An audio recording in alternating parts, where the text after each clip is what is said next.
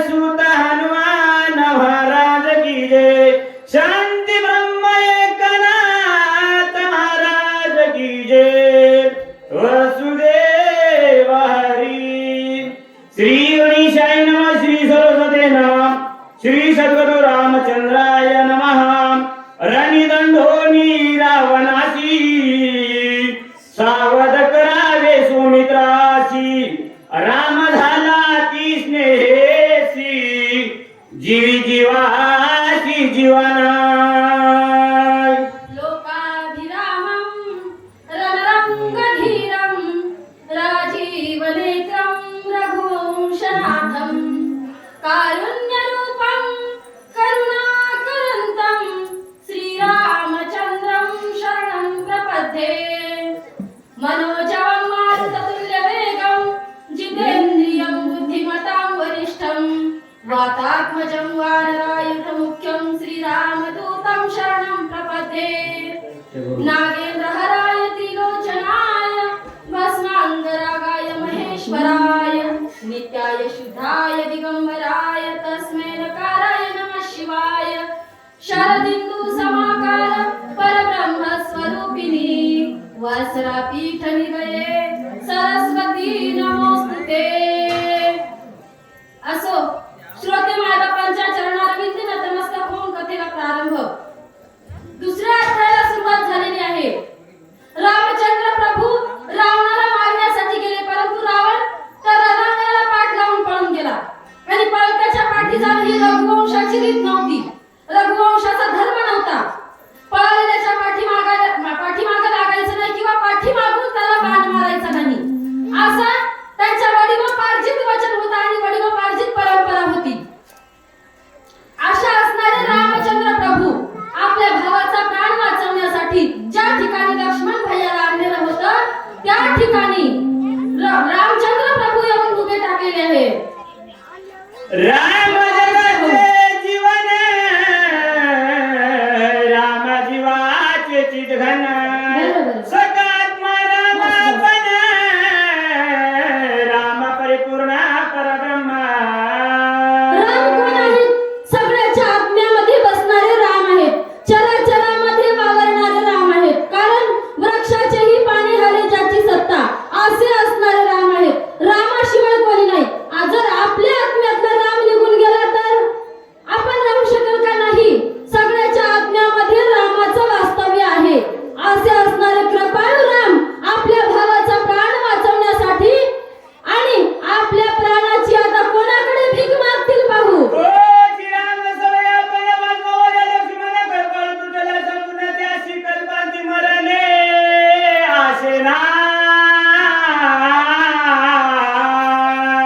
रामचंद्र प्रभूचे भाऊ शंचाचा अवतार असणारे लक्ष्मण भैया आहेत आणि त्यांना मरण आहे का नाही हे कोणाला माहित आहे? रामचंद्र प्रभूला सुद्धा माहित आहे, कारण रामचंद्र प्रभू कर्तुम अकर्तुम अन्यथा क्रतुम विश्वाचा चालक मालक पालक आहे। परंतु आपल्यासाठी आपल्या भावाजवळ विकळ पडलेल्या लक्ष्मण भैया जवळ येऊन काय बोलू लागले?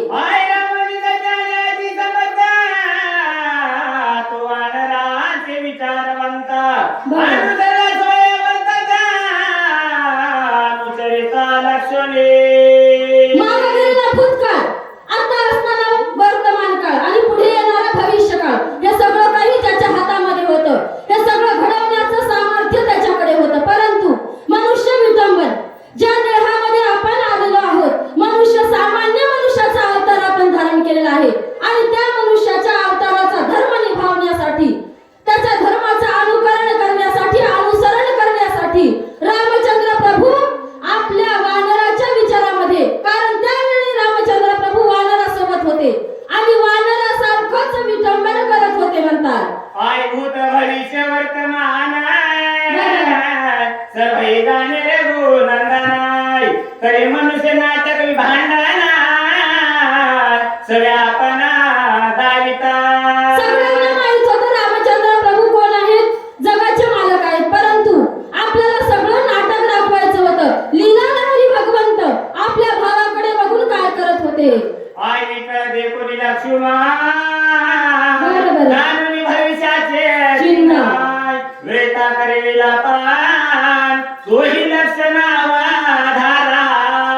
अहो म्हणजे रामचंद्र प्रभू जगाचे मालक असणारे, परंतु आपल्यासाठी, आपल्याला नाटक दाखवण्यासाठी, आपला भाऊ विकळ अवस्थेत असलेला पाहून व्रथा विलेपन करण्यासाठी व्रथा शोक करत होते आणि हे आपल्याला दाखवत होते. म्हणतात कारण पुढे लक्ष्मणाने कोण रुद्रक्षित धरून सुशनाचा हात.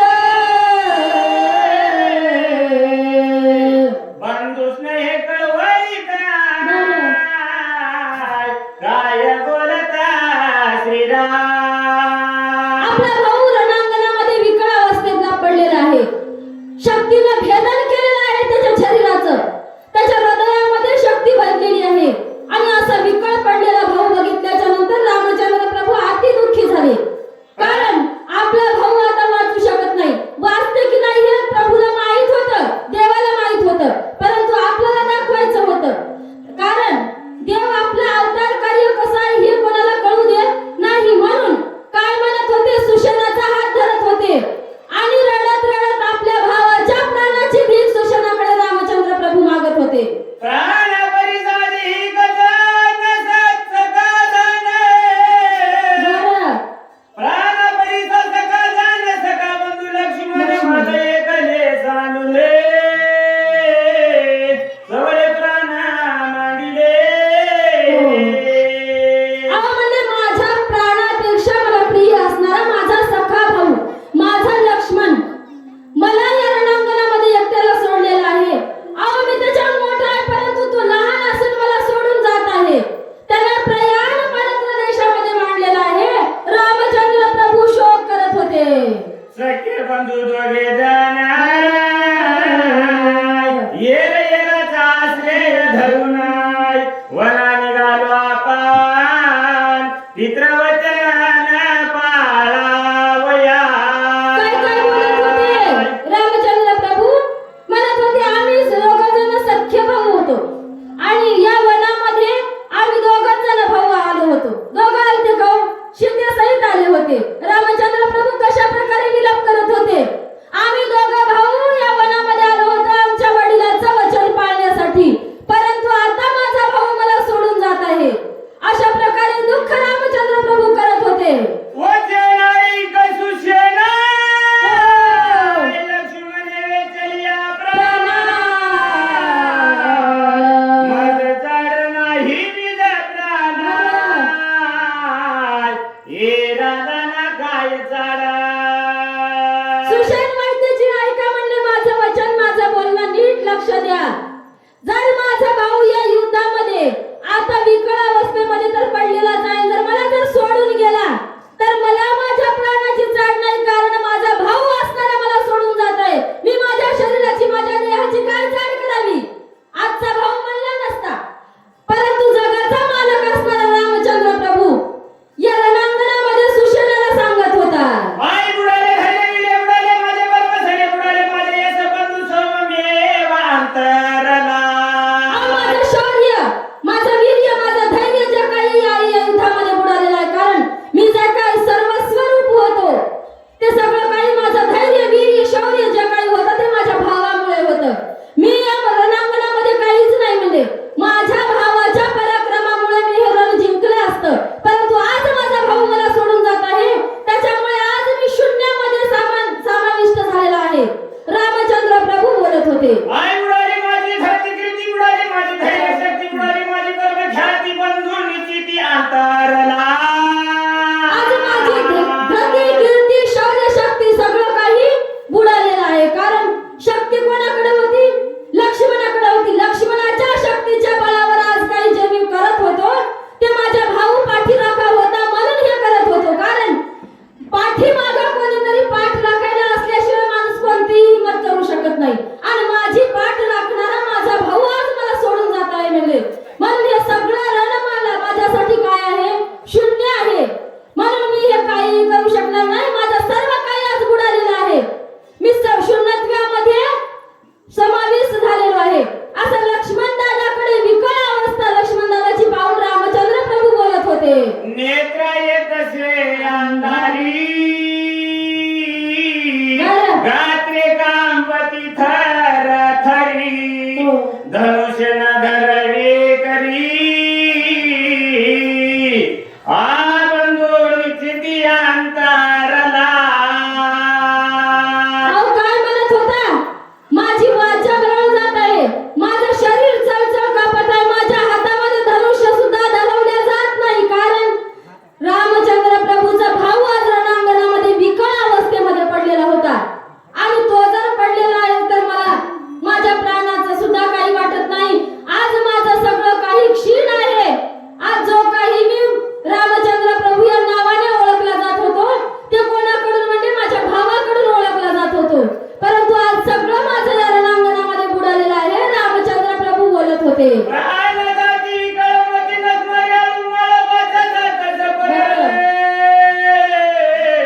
शरीर चळचळ काम पाता. मला प्राण विकळ जात होते. राजा रामचंद्र प्रभूचाच प्राण जातो की काय अशा प्रकारे रामचंद्र प्रभूला वाटत होतं. बोलत बोलत रामचंद्र प्रभूची बोबडी वळत होती, शब्द सुद्धा नीट फुटत नव्हता, डोळ्याला अंधारी येत होती, प्राण विकळ जात होते. अशा प्रकारची परिस्थिती रामचंद्र प्रभूची भावाकडे बघितल्याच्या नंतर झाली होती.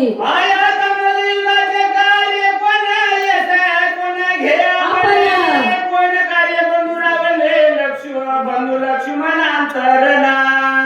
आणि आज माझा भाऊ रणांगणामध्ये विकळ अवस्थेमध्ये पडलेला आहे. मग मी कोणासाठी युद्ध करू, कशासाठी करू आणि कोणाच्या बळावर करू? मला काहीही नको. अशा प्रकारे रामचंद्र प्रभू बोलत होते. झाड नाही विजयवरती, झाड नाही धरतीगती, झाड नाही यश कीर्ती, बंधू निश्चिती अंतरला. आज जे काही मला यश प्राप्त होईल किंवा मी रावणासोबत युद्ध केल्याने मी विजय प्राप्त करेल, परंतु मला या युद्धाची गरज नाही. मला या कशाचीच गरज नाही, म्हणजे मला माझ्या यशाची सुद्धा गरज नाही, कारण माझा भाऊ आज मला निश्चित अंतरलेला आहे. अशा प्रकारे रामचंद्र प्रभू दुःख करत होते. आज विश्वाची झाड कोणे वयात मी सांगीन प्राण. या पिण्याचे सुख कोण, जिण्याचे सुख कोण, बंधू लक्ष्मण अंतरला. मला या जिण्याची जाण नाही, मला या जीवनाचा आता माझा अर्थ राहिलेला नाही. माझं जीवन आज निरर्थक ठरलेलं आहे, कारण माझा भाऊ मला सोडून जात आहे. यश घेऊन काय करायचं म्हणले मला? युद्धभूमीमध्ये युद्ध करून रावणासोबत विजय प्राप्त करून काय करायचं आहे? आम्ही दोघं जण जर या ठिकाणी असतो आणि आमचा जर पराजय जरी झाला असता तरी मी आनंदी असतो, परंतु आज मला भाऊ सोडून जात आहे. मला या युद्धाची, या यशाची सुद्धा गरज नाही. अशा प्रकारे रामचंद्र प्रभू बोलत होते. धाव बावरे लक्ष्मण का करीतोसी प्रयाण, मज सोडवी दिना वदनाय, कोण्याsana जातोसे. लक्ष्मण धाव रे, एक वेळ तरी धाव, एक वेळ तरी मला दादा म्हणून हाक मार. अरे मला सोडून का जातोस रे बाबा? अरे जातोस तर जातोस, परंतु कोण्या ठिकाणी जातोस ते तरी सांग. कुठे जातोस ते तरी सांग रे.